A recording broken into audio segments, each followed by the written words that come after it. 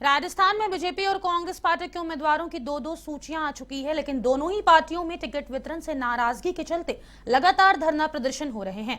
ऐसे में कांग्रेस और बीजेपी दोनों ही तीसरी सूची जारी करने से पूर्व पूरी छानबीन करने में जुटी है। माना जा रहा है कि कांग्रेस के 116 उम्मीदवारों में 50 से 60 नामों का ऐलान कर सकती है। वहीं बीजेपी भी तीसरी सूची में 76 में से 45 से 50 नामों की घोषणा कर सकती है। दोनों ही पार्टियों के नेताओं और कार्यकर्ताओं को तीसरी सूची का इंतजार है। कांग्रेस में भी अभी कई दिग्गजों का नाम सूची में नहीं आने से परेशान है, तो भाजपा कांग्रेस की सूची का इंतजार कर रही है। दोनों के ही कार्यकर्ताओं और टिकट की जुगाड़ में जुटे नेताओं की धड़कनें बढ़ी हुई है। नेता तो टिकट के लिए देवी देवताओं और मंदिरों के चक्कर तक लगा रहे हैं। कई नेताओं ने टोने टोटके के लिए तांत्रिकों से भी संपर्क किया है, बस कैसे भी करके टिकट मिल जाए।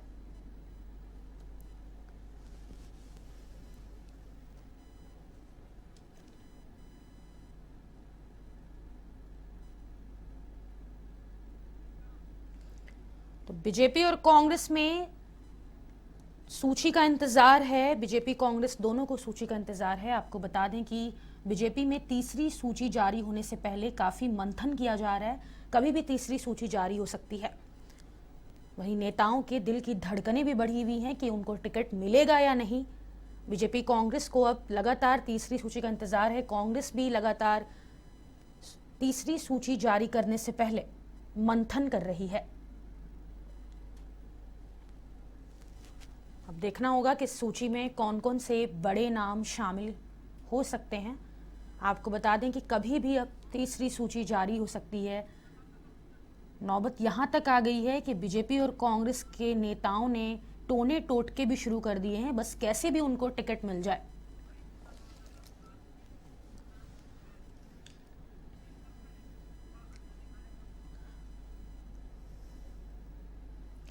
तो बीजेपी कांग्रेस में लगातार तीसरी सूची का इंतजार हो रहा है। आपको बता दें कि कभी भी अब तीसरी सूची जारी हो सकती है।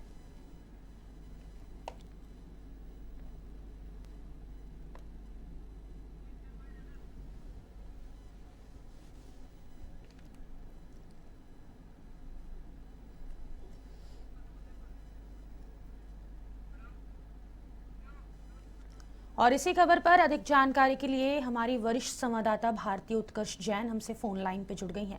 भारतीय, बीजेपी और कांग्रेस में अब तीसरी सूची आने का इंतजार है। वहीं दोनों पार्टी अब गहन चिंतन मंथन कर रही है।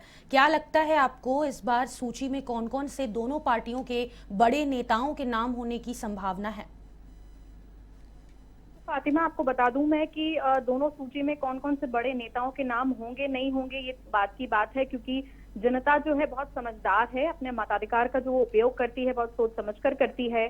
और जैसा कि आपने बताया कि जो नेताओं जिनका नाम नहीं आया है उम्मीदवारों की सूची में, उन्होंने मंदिर मस्जिद जाना शुरू कर दिया है, टोने टोटके करना शुरू कर दिया है। तो इन सबसे कुछ होता नहीं है, क्योंकि सर्वे रिपोर्ट के आधार पर ही स्क्रीनिंग कमेटी अपनी वर्किंग करती है और उसके बाद ही नाम सीईसी को सुझाती है।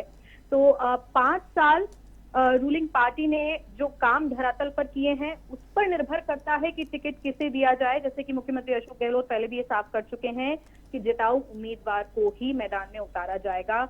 और बात की जाए भाजपा की, तो वो भी ऐसा ही कहती आई है कि जिस तरीके से धरातल पर काम किए जा रहे हैं, जिस तरीके से जो पॉपुलर कैंडिडेट्स हैं उन्हीं को वहां पर उतारा जाएगा।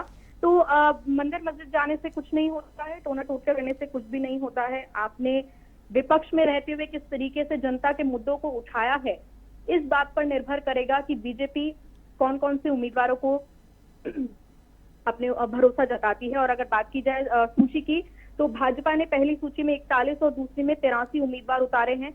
अब भी 10 विधायकों को टिकट का इंतजार है फातिमा। और सूत्रों के अनुसार सर्वे में कुछ विधायकों की रिपोर्ट सही नहीं आई है। ऐसे में तीसरी और चौथी सूची में इनका टिकट कट सकता है। 2 सूचियों में 8 विधायकों के टिकट कटे भी हैं, जो पहले बीजेपी ने 2 सूचियां जारी की है। तो वहीं अगर बात की जाए कांग्रेस की, तो 76 सीटों पर अपने उम्मीदवार उतार चुकी है कांग्रेस, और बाकी 76 सीटों पर उतार चुकी है। और बीजेपी में 76 सीटों पर प्रत्याशी उतारना बाकी है।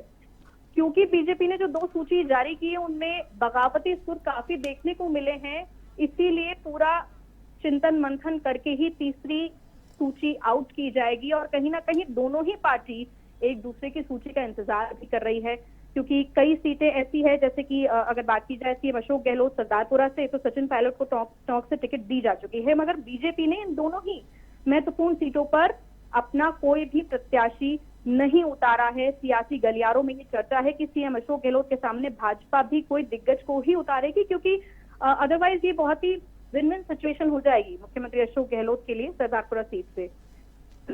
28 अक्टूबर को कांग्रेस की सीईसी की मीटिंग है राजस्थान को लेकर, तो ये देखना होगा कि कौन से प्रत्याशियों को आगे उतारती है। कम सूची में बहुत ही कम नाम कांग्रेस की ओर से देखने को मिले हैं, लेकिन आगे क्या नाम होंगे ये बहुत ही दिलचस्प रहने वाला है। और आपको बता दें कि जैसे ही चुनावी तारीखों का ऐलान हुआ है, शीर्ष नेतृत्व के जो नेता हैं उनका जो दौरा है, उनकी सभाएं हैं, उनका सिलसिला लगातार बढ़ता जा रहा है।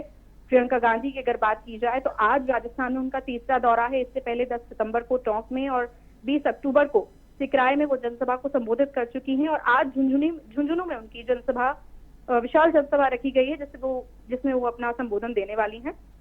और एक बात और यहाँ पर गौर फरमाने वाली है फातिमा, कि आरएलपी हनुमान बेनीवाल की जो पार्टी है वो कहीं ना कहीं कांग्रेस और बीजेपी दोनों को करारी टक्कर दे सकती है कुछ सीटों पर, क्योंकि अगर बात की जाए राजस्थान की राजनीति की, तो जाट वोट बैंक जो है वो काफी महत्वपूर्ण माना जाता रहा है।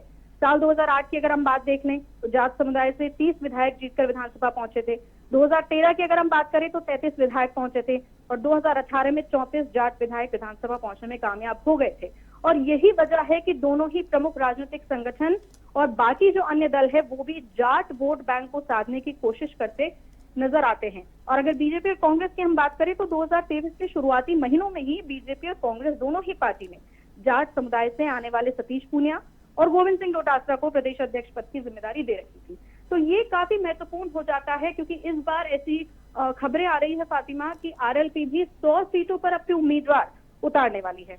तो ये बहुत ही दिलचस्प होगा, क्योंकि अभी तक जो भी सूची सामने आई है बीजेपी और कांग्रेस से, वो काफी हद तक डिसाइडेड थी। गैर विवादित नाम हमने देखे हैं दोनों ही सूचियों में, और जो नाम वो थे जो गैर विवादित नहीं थे उन पे हमने विरोध भी देख लिया है। तो अब आने वाली जो सूचियां होंगी दोनों ही शीर्ष पार्टियों की, वो काफी इंपॉर्टेंट रहेंगी। जी फातिमा।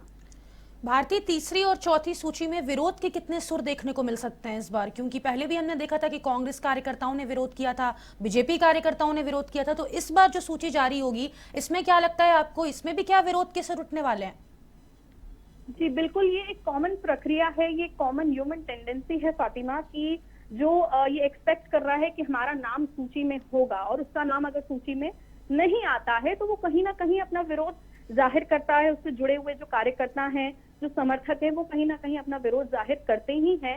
ये एक बहुत ही नॉर्मल सी बात है, एक नॉर्मल ह्यूमन टेंडेंसी है। लेकिन अगर बात की जाए क्यों ऐसा होता है या क्यों उनका नाम नहीं आता है, तो ये डिपेंड करता है बीते 5 सालों में आपने पक्ष में रहते हुए और विपक्ष में रहते हुए क्या काम किए हैं। जो रूलिंग पार्टी है उसने धरातल पर कितने काम सार्थक तरीके से किए हैं, जनता तक कितना सीधा फायदा पहुंचाया है, इस पर डिपेंड करता है। और रही बात विपक्ष की, जो कि राजस्थान में बीजेपी है, तो जनता से जुड़े ऐसे कौन से मुद्दे हैं जिन्हें प्रमुखता से उठाया है, इस बात पर निर्भर करता है फातिमा कि उन्हें टिकट मिलेगा या नहीं मिलेगा। और रही बात विरोध की, तो वो बहुत लाजमी है।